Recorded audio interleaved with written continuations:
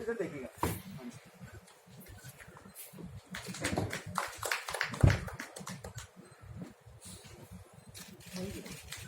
श्री युवराज मलिक, निदेशक राष्ट्रीय पुस्तक न्यास, नई दिल्ली। श्री अनिल जोशी, उपाध्यक्ष, केंद्रीय हिंदी संस्थान, आगरा।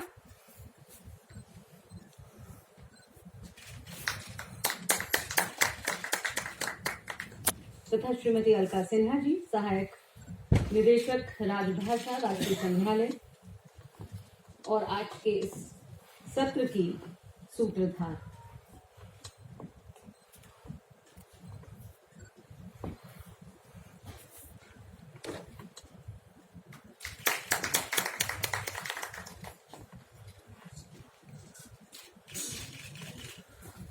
आप सभी का बहुत बहुत धन्यवाद।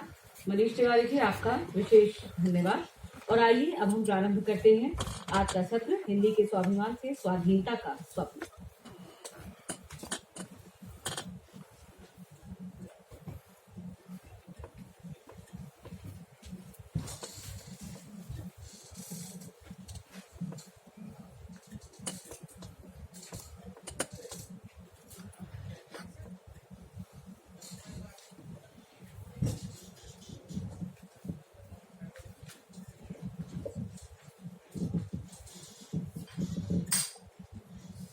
आज के इस बहुत ही वैचारिक कार्यक्रम में जहां हम बात कर रहे हैं विश्व भाषा हिंदी 2050 की, उसकी संकल्पना की, उसके स्वाभिमान की और उस स्वप्न की जो आज भी स्वप्न की तरह है या फिर आंखों के कोर से बाहर निकलकर हकीकत में कोई दृश्य ले चुका है, आकार ग्रहण कर चुका है। और इस वैचारिक उत्सव को जो हम सुबह से मना रहे हैं, आज के इस सत्र में जो विषय है वो है स्वाधीनता के साथ जोड़ता हुआ स्वाभिमान को, जो कहता है कि स्वाधीनता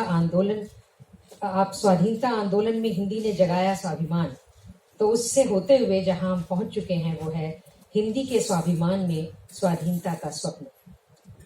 हिंदी का स्वाभिमान और स्वाधीनता का स्वप्न, ये दो शब्द ऐसे हैं, ये दो वाक्य खंड ऐसे हैं जो कि अगर कहीं उत्साह जगाते हैं तो कहीं दंश की तरह चुभते भी हैं। ये जो विरोधी दो चीजें हैं, कहीं सुख का एहसास है, कहीं आकलन करने की बात है, तो कहीं साथ में एक प्रश्न चिन्ह की तरह भी जो खड़ा होता है। आज उनके हल के साथ या उनके मंथन के लिए हमारे साथ जो पैनल में आमंत्रित हैं, हम उनसे परिचित हो चुके हैं। हमारे साथ आदरणीय अनिल शर्मा जोशी जी, आप हमारे बीच में हैं, और हमारे साथ आप उपाध्यक्ष केंद्रीय हिंदी संस्थान आगरा से, एनबीटी नेशनल बुक ट्रस्ट के निदेशक लेफ्टिनेंट कर्नल युवराज मलिक जी हमारे साथ में हैं। हम आपका बहुत बहुत स्वागत करते हैं और बात करते हैं उस स्वाधीनता की, उस स्वाभिमान की, उस स्वप्न की, जो मुझे लगता है शायद 1857 से सही अर्थों में शुरू हुआ। एक बार याद कीजिए उस समय का जो एक परिदृश्य था कि प्रभात फेरियों के तौर पर निकला करती थी, जो एक दल निकलता था और उसके भीतर से जो गीत गाए जाते थे, देश के प्रति उत्सर्ग होने का जो एक भाव होता था उनके बीच में, वहाँ वो शब्द, वो साहित्य और भीतर की जो आस्था थी, जो आसक्ति थी देश के प्रति, अपनी भाषा के प्रति, वो किस तरह से एक एक व्यक्ति को ऐसा जोड़ती थी कि लगता था जैसे हर घर से एक भगत सिंह निकल कर चला आएगा, खेतों में बंदूकें बोएगा और बात करेगा उस स्वाभिमान की जो उसकी पहचान के साथ जुड़ती है। बात करेगा उस स्वाधीनता की जो सिर्फ सत्ता परिवर्तन का नाम नहीं है, उससे अधिक कुछ और है। सिर्फ सत्ता हस्तांतरण हो जाए एक हाथ से दूसरे हाथ, ब्रिटिशर्स के हाथ से हिंदुस्तानियों के हाथ में, बस इतना मकसद तो शायद नहीं था इसका। जब हथेली पर जान लेकर और सिर में कफन बांधकर हमारे देशवासी निकल पड़ते थे मेरा रंग बसंती चोला करते हुए, तो वो बसंती रंग जो था उनके भीतर लहू में किस तरह से घुल मिल जाता था। और वो तीन रंग कौन से थे जिनको हम आकाश में लहराते हुए देखना चाहते थे? ऐसे बहुत से सवाल हैं जो आज तक अनुत्तरित है। हमारा वह स्वप्न जो हमने कहीं जगी हुई आंखों से देखा था और चाहा था कि आने वाला समय हमें अपनी उस भाषा के साथ जोड़ते हुए एक ऐसी जगह ले जाएगा कि वो विश्व में अपनी जगह बना पाएगी। क्या हम उस जगह तक पहुंच पाए? क्या हमने जिसके लिए कुर्बानियां दी थी, जिसके लिए स्वप्न देखा था, आज वह सार्थक हुआ है या कहीं मोह भंग की स्थिति है, स्वप्न भंग की स्थिति है? अगर हम इस बात को बहुत यथार्थवादी होकर के आकलन नहीं करेंगे तो मुझे लगता है कि ये बात अधूरी रह जाएगी।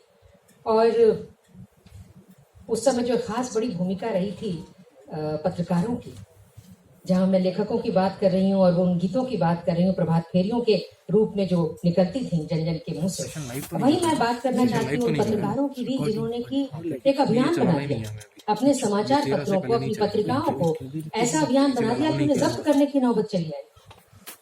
और अकबर इलाहाबादी का वो बड़ा अच्छा शेर है ना कि जब तोप मुकाबिल हो तो अखबार निकालिए। तो अखबार निकालने की जो ताकत होती है, जन संवाद करने की जो एक ताकत होती है, शक्ति होती है, उस शक्ति के साथ हमने जोड़ा। और मुझे लगता है कि आज का जो ये आयोजन है वह कहीं ना कहीं उसी श्रृंखला का एक और दूसरा चरण है। मैं बहुत बहुत बधाई देते हुए इस मंच का बहुत अभिनंदन करती हूँ, दैनिक जागरण का बहुत साधुवाद करती हूँ कि आपने जो ये एक वैचारिक मंथन का विषय आज रखा है। तो आइए बात करते हैं हम पहले, हमारे बीच में युवराज मलिक जी बैठे हैं और आप पढ़ने से भी लिखने से भी बड़े गहरे जुड़े हुए हैं। बहुत बड़ी बड़ी पत्रिकाओं में, बहुत ही अग्रणी पत्रिकाओं में आपके लेख, आपके विचार लगातार छपते रहते हैं और आप जानते हैं अच्छी तरह से कि विचार का समाज में या हवा में घुल मिल जाना किस तरह से आंदोलन की तरह होता है, क्रांति को पैदा करता है। आप आज के इस समय से किस तरह से अपने आप को जोड़ते हैं और आने वाले समय के प्रति आपका जो सपना है वो कैसे आप उस बात को रखना चाहेंगे? आदरणीय युवराज मलिक जी, हम करतल ध्वनि से स्वागत करते हैं।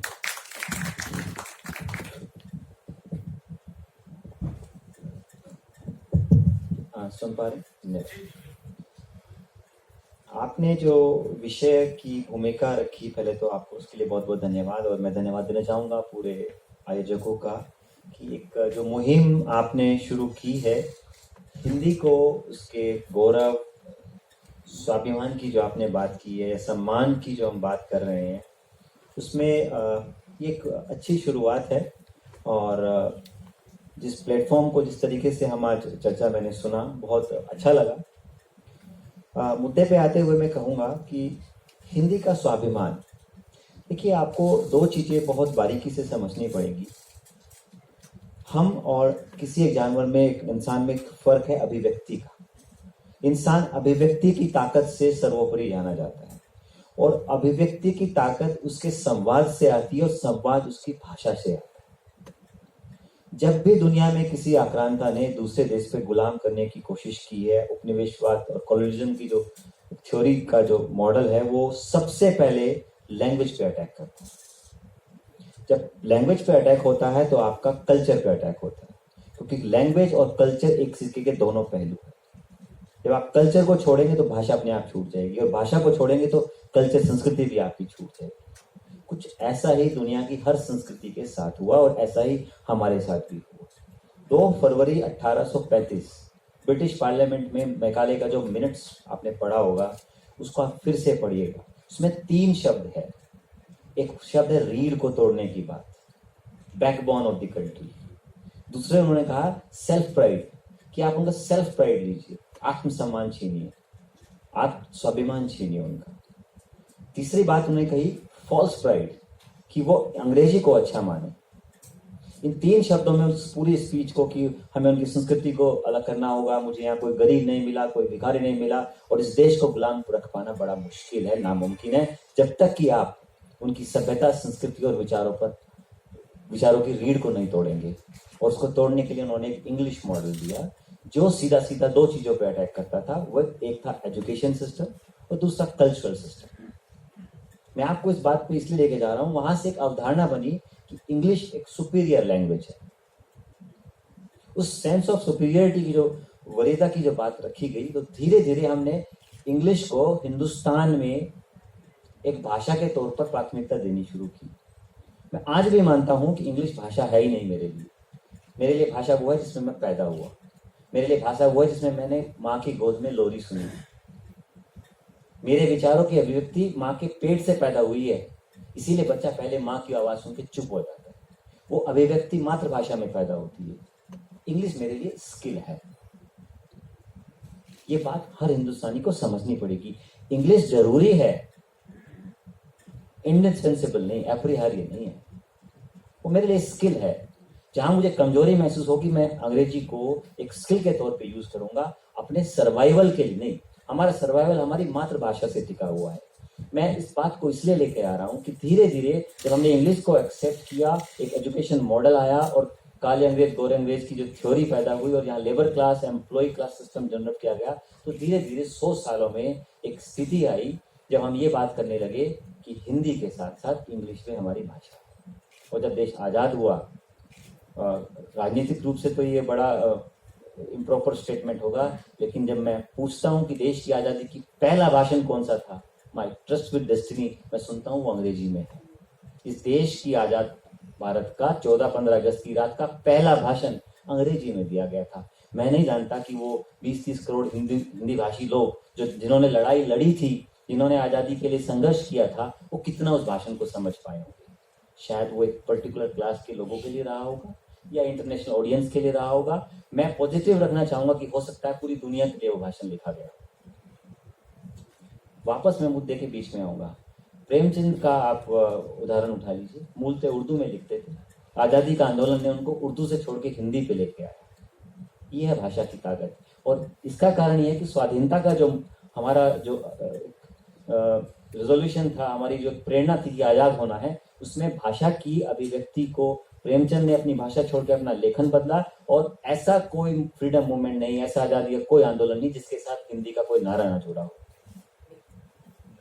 ऐसा कोई देश का क्षेत्र नहीं। हमारा राष्ट्रीय गान देखिए आप, बंगला में लिखा गया लेकिन हमने अडॉप्ट इधर किया। बंकिम चंद्र चटर्जी मूलतः हमारा किस भाषा में लिखते थे? सुब्रमण्यम स्वामी भारती किस भाषा में लिखते थे? बात यह है, हिंदी भारत माता के माथे की बिंदी है।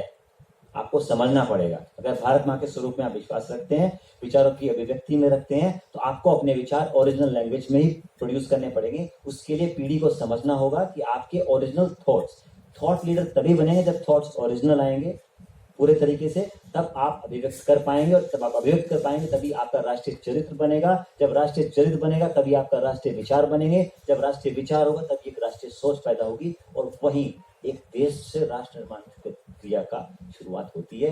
देश ज्योग्राफिकल बाउंड्री होता है, राष्ट्र के अंदर आत्मिक और भावनात्मक जुड़ाव होता है। तो मुझे लगता है कि हिंदी वो एक ऐसा बॉन्ड है, ऐसा ग्लू है, गोंद है, जिससे ये पूरी राष्ट्र निर्माण की परिकल्पना का एक सूत्र का काम, एक है सूत्र सकलम, ये हिंदी के लिए लागू है।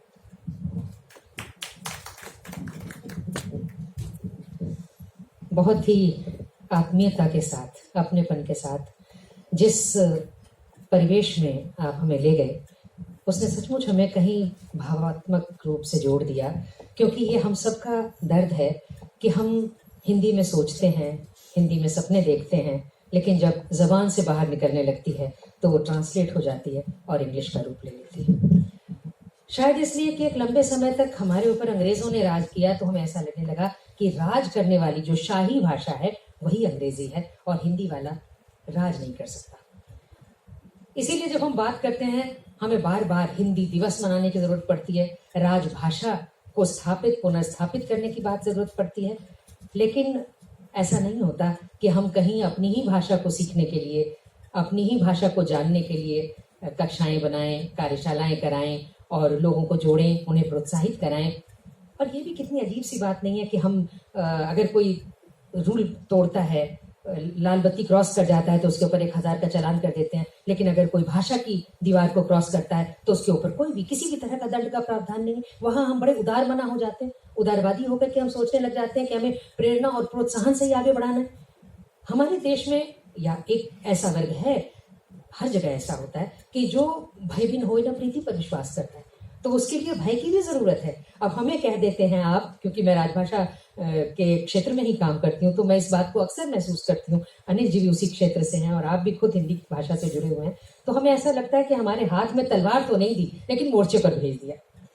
तो उसी मोर्चे पर अनिल जी भी डटकर खड़े हैं और अनिल जी आपसे जो मेरा सवाल मैं भी करना चाहती हूँ, मुझे एक बात समझ में नहीं आती कि हम जब देश की बात करते हैं, हम कहते हैं कि हमारा राष्ट्रीय पक्षी एक है, राष्ट्रीय पुष्प एक है, तो फिर हमारी राष्ट्रभाषा एक क्यों नहीं है? क्या ये सवाल अपने आप में मतलब कहीं एक अपीजमेंट पॉलिसी की तरह नहीं महसूस होती? कहीं ऐसा नहीं लगता कि हम सबको खुश करना चाहते हैं? जहां तक धर्म की बात है, धर्म के प्रति निरपेक्ष भाव अच्छा है, लेकिन क्या भाषा के प्रति भी इस तरह की निरपेक्षता गवारा कर सकते हैं हम लोग? आज जो बात हो रही है कि हम सभी बोली भाषाओं को दर्जा देंगे, पढ़ाई करेंगे, ये बहुत अच्छी बात है, उसमें हमारे समझने की जो क्षमता है वो बढ़ेगी, लेकिन क्या हिंदी की क्षमता को उसका पूरा आकाश मिलेगा? जो उसकी उर्वरता है, क्या हम उसको कहीं बाधित नहीं कर रहे? क्या हम एक बड़े से वटवृक्ष को छोटा बॉन्जाई बना करके नहीं रख रहे? इस तरह के कुछ सवाल मेरे मन में अक्सर आते हैं, इसलिए नहीं कि मुझे दूसरी भाषाओं से प्रेम नहीं है, इसलिए भी नहीं कि मैं हिंदी के प्रति बहुत जुड़ी हुई हूँ या बहुत उसके प्रति एक पक्षपात रखती हूँ, बल्कि इसलिए कि हर देश की अपनी एक भाषा जरूर होनी चाहिए, और वो एक भाषा कौन सी होनी चाहिए, ये प्रश्न हमें बार बार कहीं कहीं विरोधों में लेकर चलता है। अनिल जी, आपने प्रवासी साहित्य पर भी काम किया है, आपने बहुत भाषाओं को लेकर आप लगातार संगोष्ठियां करते हैं, आपकी राय इस विषय में हमारा सदन जानना चाहिए।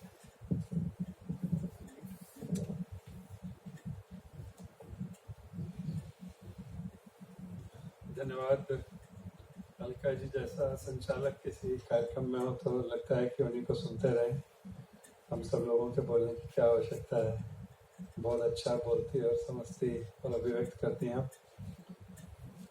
युवराज मलिक जी जो देश की जो सर्वश्रेष्ठ पुस्तक प्रकाशन की संस्था है उसका काम देख रहे हैं और बड़े ही निपुणता के साथ देख रहे हैं। मेरे सामने बैठे हुए जागरण के संपादन समूह से जुड़े हुए श्री अनंत विजय जी, श्री विष्णु प्रकाश जी और सभी साथी, और जो तमाम श्रोता जो बहुत हिंदी के प्रति बहुत रुचि रखते हैं, इस कार्यक्रम में आए हैं। भाषा का सवाल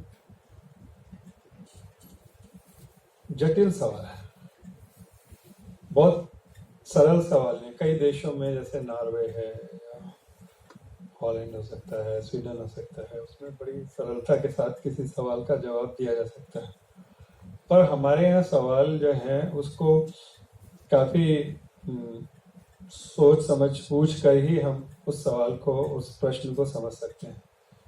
भाषा की जहाँ तक प्रतिबद्धता की बात है, समर्पण की बात है, वो तो जैसा अलका जी ने कहा कि उसका कोई दो राय नहीं हो सकती कि अपनी भाषा के प्रति जिस प्रतिबद्धता, जिस समर्पण की अपेक्षा थी हमारे को, वो शायद हम लोग उस पर आगे नहीं चल पाए। और मैं उस विषय को, चूंकि उन्होंने राष्ट्र का भी बात की, तो राजभाषा से आगे जाकर उन्होंने राष्ट्रभाषा के रूप में हिंदी की बात की।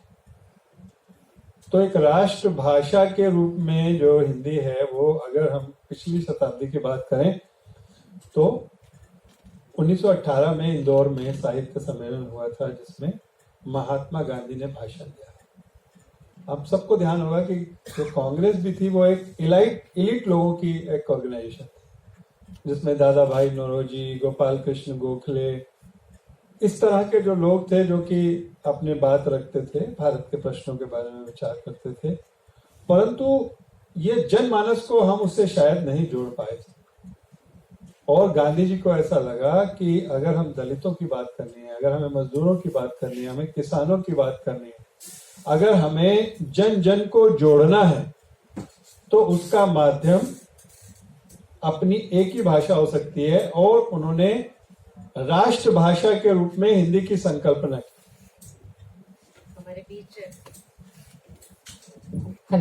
हमारे बीच प्रोफेसर धीरज शर्मा जी आ चुके हैं। मैं चाहूंगी आप मंच पर आएं और अनिल जी 1 मिनट का व्यवधान हम लेंगे। आपका स्वागत है। कॉमर्शियल ब्रेक नहीं कमर्शियल है, ये भी आवश्यक है।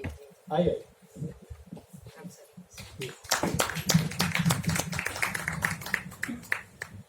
हम बातचीत के क्रम को जारी रखते हैं। तो ये जो गांधी जी को ऐसा लगा, गांधी जी जैसा नेता जिसने शायद ही समाज जीवन का कोई पक्ष हो जिस पर उन्होंने विचार नहीं किया हो, तो उन्होंने भाषा के प्रश्न पर विचार किया और राष्ट्र भाषा के रूप में हिंदी को प्रस्तुत किया। ये 1918 की बात है, इंदौर के हिंदी साहित्य सम्मेलन की। और उसके बाद जैसा आमतौर पर होता है कि भाषण दिया और भूल गए, ऐसा नहीं किया उन्होंने अपने बेटे को, देवदास गांधी को, मद्रास, जो तत्कालीन मद्रास था जिसे आज हम चेन्नई कहते हैं, हिंदी के प्रचार प्रसार के लिए। आप सोचिए कि देश का सर्वोच्च नेता, उसका क्या मानस था कि उसको लगा कि भारत का सबसे महत्वपूर्ण मुद्दा भाषा, और उसने अपने बेटे को कहा कि तुम जाओ राजगोपालाचारी जी के घर और भाषा का, हिंदी का प्रचार प्रसार करो। तो यहां से मैं समझता हूं कि जो एक भाषा वास्तव में जन जन में थी ही, जिसको उन्होंने पकड़ा। जब हम चारों देश के चारों भागों में हम धाम की बात करते हैं और सांस्कृतिक ऐक्य की बात करते हैं, तो भाषा तो उस रूप में हमारे पास थी ही, परंतु गांधी जी के कारण से वो एक राष्ट्र भाषा की संकल्पना वो प्रस्तुत कर पाए। और आजादी का जब भी आप इतिहास देखेंगे, बड़ा सुंदर युवराज जी ने कहा कि कोई नारा देख लीजिए, कोई नारा उठा लीजिए, कोई गीत उठा लीजिए, कोई रैलियां उठा लीजिए, तो आप ये पाएंगे कि मतलब कोई अपवाद भी नहीं है। मैं थोड़े दिन पहले एक वर्धा राजभाषा समिति के कार्यक्रम का शायद 75 वर्ष हुए थे उसमें, उस समय सुषमा जी थी, उस कार्यक्रम का संचालन कर रहा था। तो उसमें एक चित्र दिखाया गया, शायद वो 1935 का चित्र था, जिसमें महात्मा गांधी वर्धा के अंदर, और हिंदी साहित्य सम्मेलन का अधिवेशन है। महात्मा गांधी थे, जिसमें नेहरू थे, जवाहरलाल नेहरू थे, जिसमें सुभाष चंद्र बोस थे, जिसमें राजेंद्र प्रसाद थे, जिसमें मौलाना आजाद थे। मतलब भाषा का प्रश्न कोई ऐसा ही प्रश्न नहीं है। आज विश्वास भी नहीं होता है कि देश के इतने महत्वपूर्ण लोग किसी ऐसे प्रश्न के ऊपर इकट्ठे बैठे। और जब हम कहते भी हैं, जैसे आज आपने कहा अभी भाषा के लिए, तो कई बार तो मैं ये सोचता हूँ कि हम ये कहते हैं कि दुनिया के 16 सबसे ज्यादा प्रगतिशील, सबसे ज्यादा आधुनिक, 20 में से 16 देश ऐसे हैं जिनकी भाषा, खास तौर से पढ़ाने की भाषा जो है वो अंग्रेजी नहीं है। तो लोगों को ऐसा लगता है कि ये जो जागरण वाले हैं, अनंत जी हैं, इन्होंने कुछ हिंदी वालों को बुला लिया होगा, वो अपनी बातें करते रहते हैं। फिर हमें बताना पड़ता है कि नहीं भैया, हम स्वीडन की बात कर रहे हैं, नहीं हम दक्षिण कोरिया की बात कर रहे हैं, जापान की बात कर रहे हैं, चीन की बात कर रहे हैं, रूस की बात कर रहे हैं, जर्मनी की बात कर रहे हैं, फ्रांस की बात कर रहे हैं। People don't believe. हमें लगता ही नहीं कि ये तो लगता है कि तो इंडिस्पेंसिबल है, अनिवार्य है। अंग्रेजी हमें एक जरूरत नहीं है, अंग्रेजी तो हमारी नियति है और उसको हम स्वीकार कर चुके। ऐसे में 74 वर्ष बाद, आजादी के 75 वर्ष बाद, जो हमारे प्रधानमंत्री जी ने घोषणा की कि हमारे देश की जो प्रोफेशनल कोर्सेज हैं, जो व्यवसायिक पाठ्यक्रम, उनकी जो पढ़ाई है वो अपनी भाषाओं के माध्यम से। और उन्होंने केवल घोषणा नहीं की, आज भी मैं लंच पर जो है वो AICT के जो चेयरमैन है उन्हीं के घर पर था, 14 विश्वविद्यालयों में वो पढ़ाई प्रारंभ हो गई। और उन्होंने घोषणा की है कि इंजीनियरिंग और मेडिकल जो है वो अपनी भाषाओं में हो सके। आप सोचिए कि 75 साल हमको इस बात की इंतजार करनी पड़ती है कि अपनी भाषा में हम इंजीनियरिंग पढ़ सके, मेडिकल पढ़ सके। तो इस भाषा का जो विस्तार है वो अनंत हो सकता है। परंतु मुझे दिनकर जी की एक उक्ति याद आती है। दिनकर जी कहा करते थे कि कोई भाषा उतनी शिखर पर जा सकती है जैसी उसकी जीनियस, जैसी उसकी मेधा। और अगर हम सबकी मेधा इस भाषा को राष्ट्रभाषा बनाने के लिए, पढ़ाई की भाषा बनाने के लिए, पढ़ाई का माध्यम बनाने के लिए, देश को एक सूत्र में जोड़ने के लिए अगर उपयोग करेंगे तो निश्चित रूप से यह उस दिशा में जाएगी। प्रश्न और उससे जुड़े हुए आयाम बहुत हैं, परंतु मैं समझता हूँ कि अभी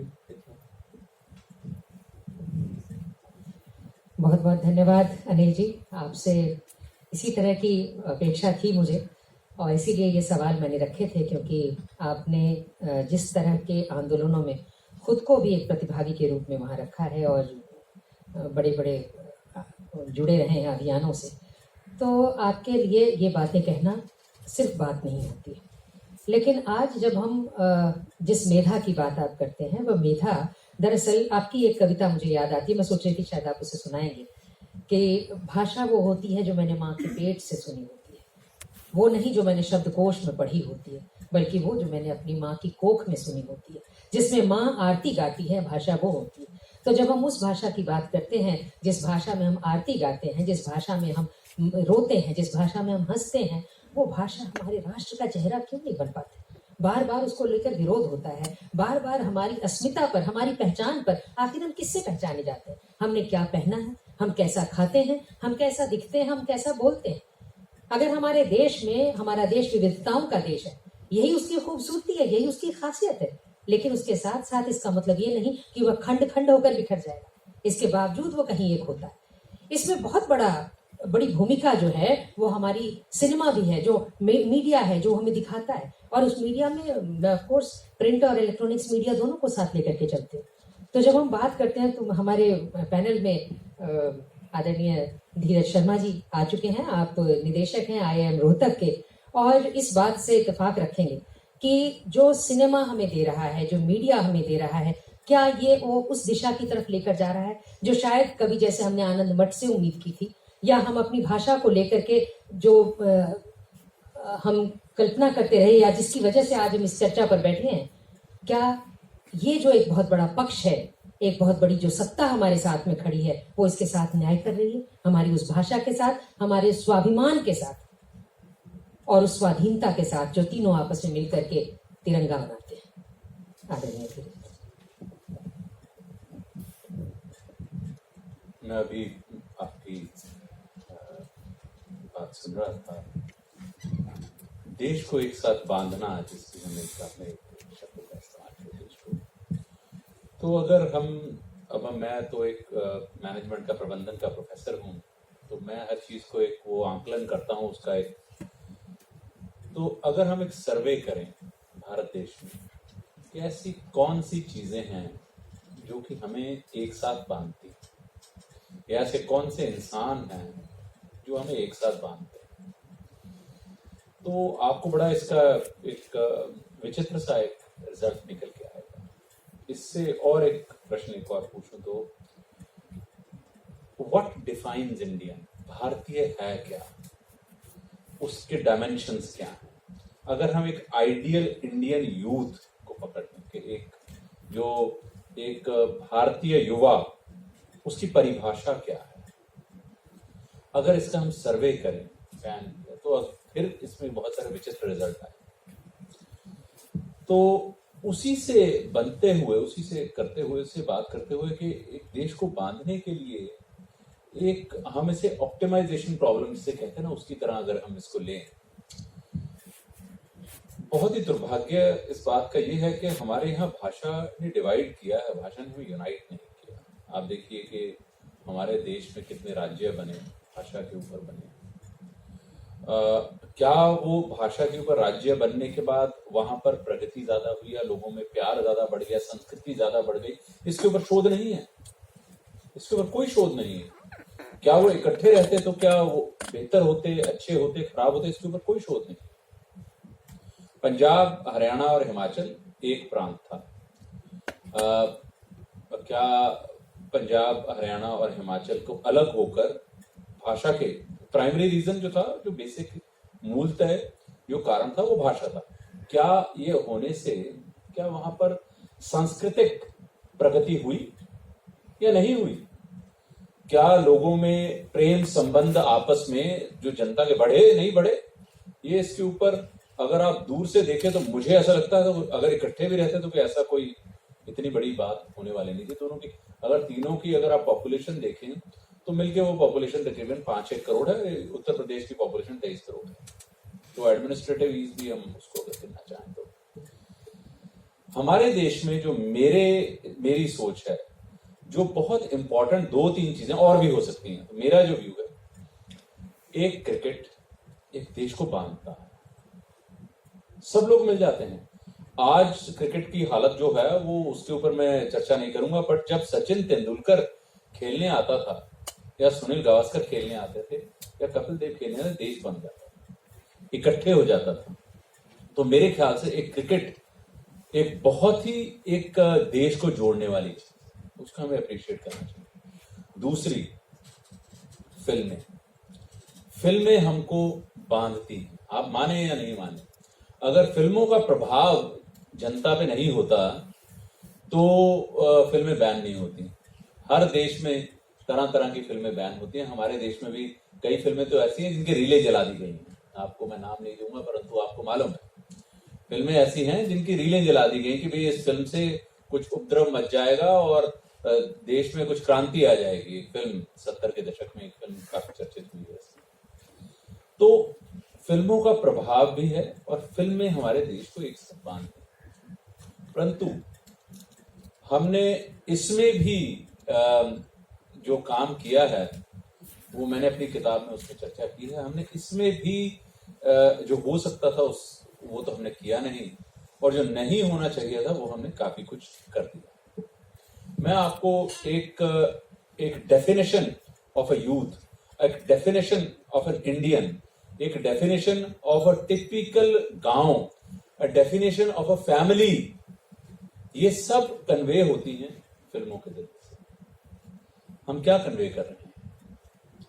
मैं आपको कुछ उदाहरण दे दूं।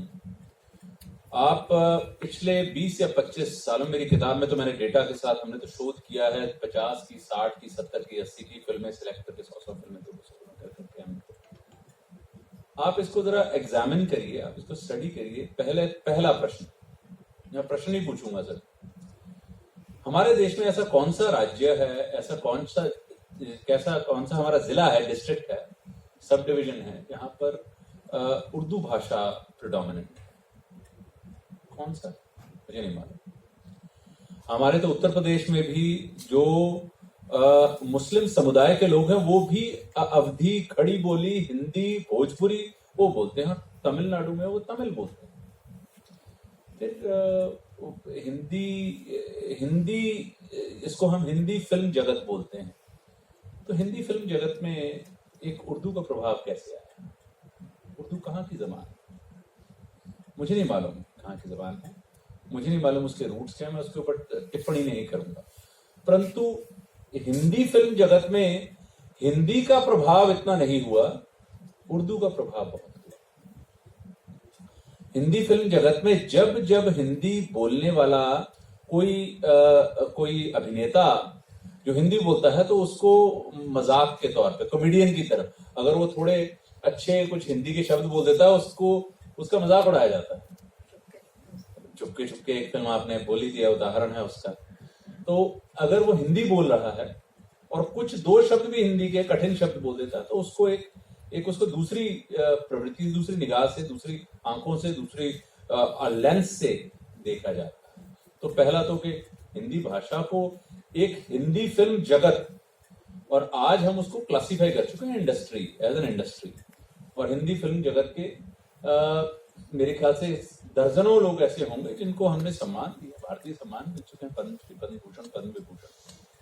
बहुत तो उनका प्रभाव मेरे हिसाब से वो बहुत कुछ कर सकते थे हिंदी भाषा को प्रचलित करने के लिए, हिंदी भाषा की जिसे कहते हैं रीच बढ़ाने के लिए। परंतु वो पर्टिकुलरली पिछले 3 दशकों में तो बिल्कुल नहीं हुआ है। हिंदी फिल्म जगत हमारी एक सॉफ्ट पावर जिसे कहते हैं, वो चाहे रशिया हो, इजिप्ट हो, इराक हो, अफगानिस्तान हो, हमारी वो पहुंच थी, हमारी संस्कृति की पहुंच थी। वो लोग हमसे आइडेंटिफाई करते थे, लिंक करते थे। अभी रिसेंटली किसी ने एक सर्वे किया, ईरान में सर्वे किया, तो उनसे पूछा गया ईरानी लोगों से, उसने सिर्फ 110 लोगों से पूछा कि भारत देश के बारे में आपको, 110 में से आप मानेंगे कि 102 लोगों ने बोला कि हिंदी फिल्म है। Soft power. तो सॉफ्ट पावर को हमने कैसे उसको लेवरेज किया, ये मैं दूसरा। हिंदी फिल्मों में एक हमारी विशेष संस्कृति को, हमारी संस्कृति का सबसे बड़ा हिस्सा, आप इसमें विचार आपके अलग हो सकते हैं, मेरे हिसाब से हमारी संस्कृति का सबसे बड़ा एक हिस्सा है हमारे त्योहार,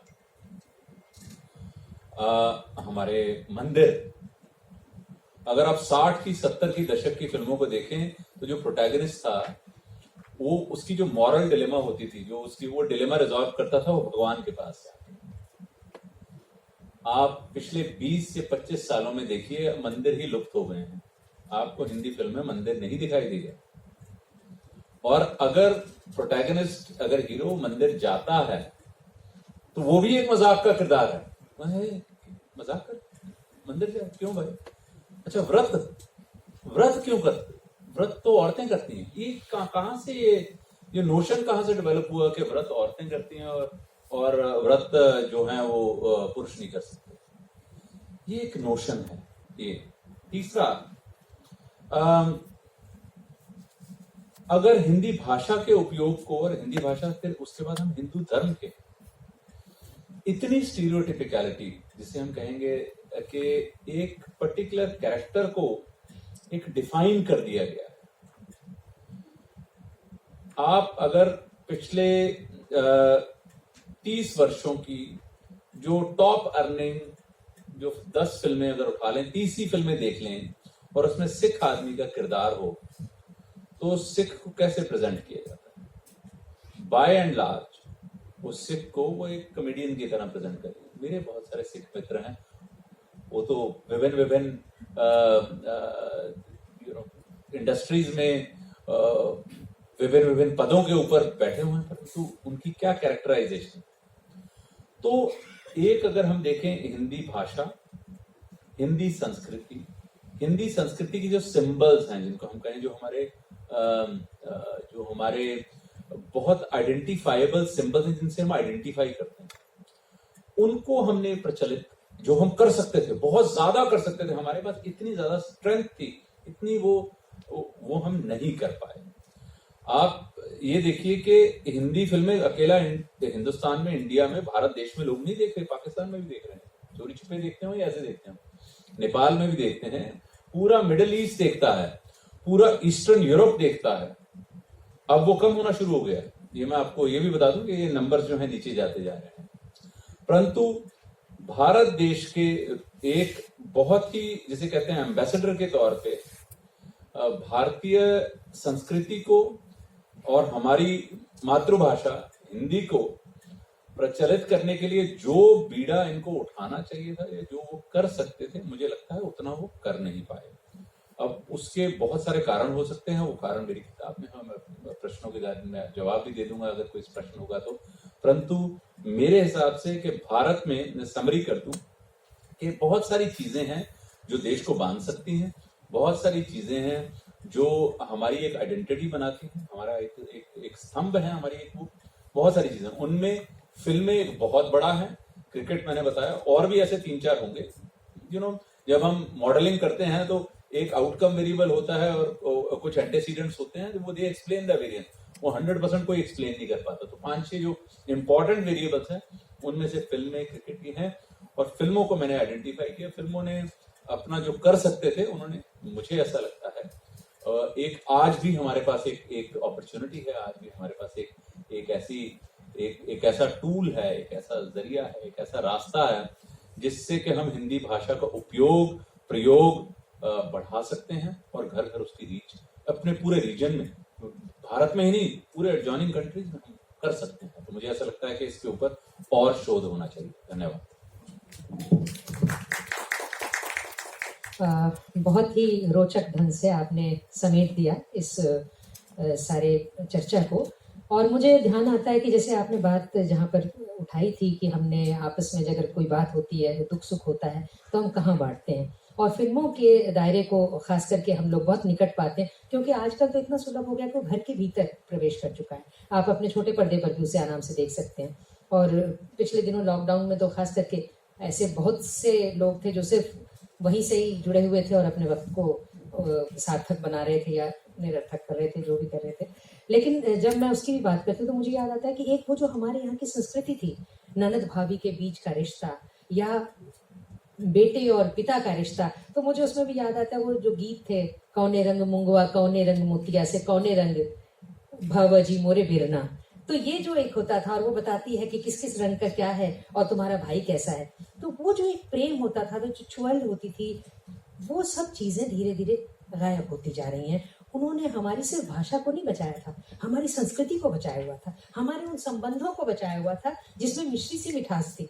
आज उसकी बेतरह ज़रूरत महसूस होती है। आज जबकि हम ये खबर पढ़ते हैं कि कोई अपने पिता को मिलने के लिए आया, प्रॉपर्टी के कागज अपने नाम करा के एयरपोर्ट पर ही छोड़ करके और खुद चला गया, ऐसी घटनाएं हमें चीर जाती हैं बिल्कुल भीतर तक। बात सिर्फ भाषा की नहीं, भाषा सिर्फ नहीं होती, भाषा वो आपके भीतर रगों से निकलती, और इसलिए आप उसे सिर्फ भाषा नहीं कह सकते।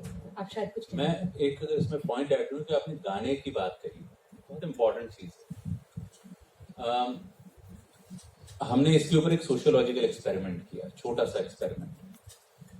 हमने कई जगह पर 2 ग्रुप्स बनाकर लोगों को, कई जगह का मतलब मेरी शायद किताब में भी एग्जैक्ट नंबर होगा, 20-25 जगह पर हमने लोगों को जो गाने की हमारी वो प्रतियोगिता होती है जिसे हम कहते हैं अक्षर से अंताक्षरी, हमने अंताक्षरी खिलवाई। आप ये देखिए कि आज भी अगर 2 टीम बना के अंताक्षरी खेली जाए तो 60 और 70 के दशक के गाने 80 to 90% लोग बोलेंगे। तो इसका मतलब क्या है? इसका मतलब ये है कि वो ऐसा नहीं है कि आज जो बन रहा है लोगों में पॉपुलर है, ये गलत है। पॉपुलर अभी भी वही है जो पुराना था, जो पॉपुलर, और उसकी नॉस्टैल्जिया भी उससे है, उससे कनेक्ट भी है, रिमेम्बरेंस भी है। जो आज जो बन रहा है वो चल रहा है कि वो एक मार्केट में एक चीज आ गई है। मार्केट में तो जो चीज आ जाती है जी उसको तो लोगों को भोगना ही पड़ता है। हमारे यहाँ सिर्फ ये एक और कंपटीशन के हिसाब से 13,000, सिर्फ 13 या 14,000 हमारे पास स्क्रीन है। अब कोई भी बड़ा निर्देशक, प्रोड्यूसर वो फिल्म बनाता है, वो 13,000 में से 8,000 ले लेता है, तो आपको देखना ही पड़ता है, आपके पास ऑप्शन ही नहीं है। तो परंतु अगर आप ये उदाहरण को लें, हमारे एक्सपेरिमेंट को लें, तो वो जो मूल, जो हमारे वो जो विषय थे वो गानों में आते थे, वो आज भी रेलेवेंट है। इसको आप अपने घर में भी एक्सपेरिमेंट करके देख सकते हैं। आप अंताक्षरी खिलाइए, आप देखिए 80% से ज्यादा गाने वो पुराने ही होंगे, नए नहीं होंगे। और बात से कितनी नहीं है, बल्कि मुझे अपना बचपन याद आ गया अचानक आपकी बात से, अंताक्षरी की बात से। हम भी बहुत अंताक्षरी खेलते रहे, और आज भी मैं चैलेंज करती हूँ कि पुराने गानों के उस पर 3 दिन 4 दिन तक चल सकती है अंताक्षरी, और हार तो नहीं मानेंगे। तो जब हम नई क्लास में जाते थे और हमारी नई किताबें आया करती थी, तो हमारे घर पर एक बात होती थी कि भाई चाहे हिंदी चाहे अंग्रेजी, इसकी कविताएं रट जाओ, पढ़ जाओ। अगर भाषा सीखनी है तो आपको साहित्य के जरिए आना पड़ेगा उस लाइन में। और मुझे अभी भी याद है, रणबीच चौकड़ी भर भर कर चेतक बन गया निराला था, राणा प्रताप से के घोड़े से पड़ गया हवा को पाला था। ये सब जब हम पढ़ते थे, या झांसी की रानी पढ़ते थे, तो जो जोश आता था, वो बात मतलब वो हमारी मिट्टी से जुड़ जाता था बिल्कुल ही, और हमारी अस्मिता और स्वाभिमान की जो हम बात कर रहे हैं उसको जागृत कर देता था। आज उसकी कमी महसूस होती है, तो क्यों? शायद इसलिए कि वो भाषा जो हमारे पैरों के नीचे की जमीन से उठती थी, जिस जर्रे से निकलकर हम कहते हैं कि उसी जगह हमारी, उस जगह ही निकले दम तेरे जर्रों से, हम अगर दूर भी आ जाएं तो हमारी मृत्यु वहीं हो जहां हम पैदा हुए थे। तो वो जो एक जुड़ाव होता है अपने जड़ों के साथ, अपनी धरती के साथ, अपनी मिट्टी, अपनी भाषा, अपनी बोली के साथ, जो गंध होती है, उस गंध की कमी महसूस हो रही है। तो क्यों? शायद इसलिए कि वो भाषा स्वाभिमान से ज्यादा संविधान की होकर रह गई। अब वो राष्ट्रभाषा नहीं, राजभाषा है, कामकाज की भाषा है, दफ्तर के फाइलों की भाषा है, आंकड़ों की भाषा है, जिसको 3 महीने में एक बार आपको पुटअप करना है, जो गृह राज्य मंत्री तक जाएगा और गृह मंत्री तक जाएगा। उसके लिए आपको एक नक्काशी करनी है। ये नक्काशी आपको झूठ की तरफ ले जाती है, एक मेकअप की तरह ले जाती है, और वो आपके असली सौंदर्य को कभी नहीं बता सकता। तो मुझे लगता है कि अगर हम बात कर रहे हैं, इतना सुंदर पैनल, सभी अपने अपने क्षेत्र के विशेषज्ञ यहाँ बैठे हैं। एक आंदोलनकर्ता के रूप में मैं अनिल जी को देखती हूँ, आपको युवराज मलिक जी को मैं देखती हूँ कि जो खुद बात आपने अटैक की, क्योंकि आप उसी कस्बे से, उसी जगह से आते हैं। आप जानते हैं अटैक का मतलब क्या होता है। अटैक सिर्फ वो नहीं होता जो सीमाओं पर किया जाता है, अटैक सिर्फ वो नहीं होता जो शरीर पर किया जाता है। असली प्रहार वो होता है जो आपकी संस्कृति पर, आपकी सोच पर किया जाता है। इसलिए आप समझते हैं कि भाषा का उसमें क्या रोल है, उसकी क्या भूमिका है। और आज हम अगर आहत हैं, आज अगर इस पर बात कर रहे हैं, तो वो क्यों इतना प्रासंगिक हो जाता है, क्यों इतना जरूरी हो जाता है कि हम उस पर चर्चा करते हैं। आप धीरज शर्मा जी बिल्कुल अलग दुनिया से, आज की जिसको मॉडर्न दुनिया कहते हैं, टेक्नोलॉजी की दुनिया कहते हैं, कॉमर्शियल दुनिया कहते हैं, आप रुपए पैसे की बात करते हैं, तो उस जगह पर भी आप महसूस करते हैं कि हिंदी कहीं पीछे नहीं है। लेकिन उसके साथ जो न्याय होना चाहिए वो न्याय नहीं हो रहा, शायद इसलिए कि हम हिंदी को सरकार के ऊपर छोड़ देते हैं, तुम्हारा है तुम संभालो। आज इस समय इस जगह दैनिक जागरण के इस मंच से मैं बहुत बहुत साधुवाद देती हूँ उस पूरी टीम को, अनंत विजय जी को और आपके पूरे सभी साथियों को, कि जो आपने इस विषय को चुना है। हम आजादी का अमृत महोत्सव मना रहे हैं, अगर आज भी ये सवाल नहीं तो फिर कब? ये कोटि कोटि कंठों की भाषा थी, ये एक सदी की भाषा नहीं थी, ये सदियों की भाषा थी। तो ये भाषा सदियों तक कायम रहेगी, जिस तरह से कि हमारा जो वर्चस्व है वो बना हुआ है, पूरी दुनिया देखने के लिए आती है हिंदुस्तान को, आखिर कुछ तो बात होगी उसमें। उसी तरह कुछ तो बात हमारी भाषा में, उसे हम अगर बचा कर रखना है तो आज की इस चर्चा को हम भले ही हम चर्चा को विराम दें, लेकिन इसके भीतर का जो आंदोलन है, इसके भीतर का जो मंथन है, इसके भीतर का जो दंश है, वो टीसते रहना चाहिए 2050 तक, जब तक कि हम उस स्वप्न को स्वाभिमान के साथ जोड़ते हुए साकार होते हुए नहीं देखते।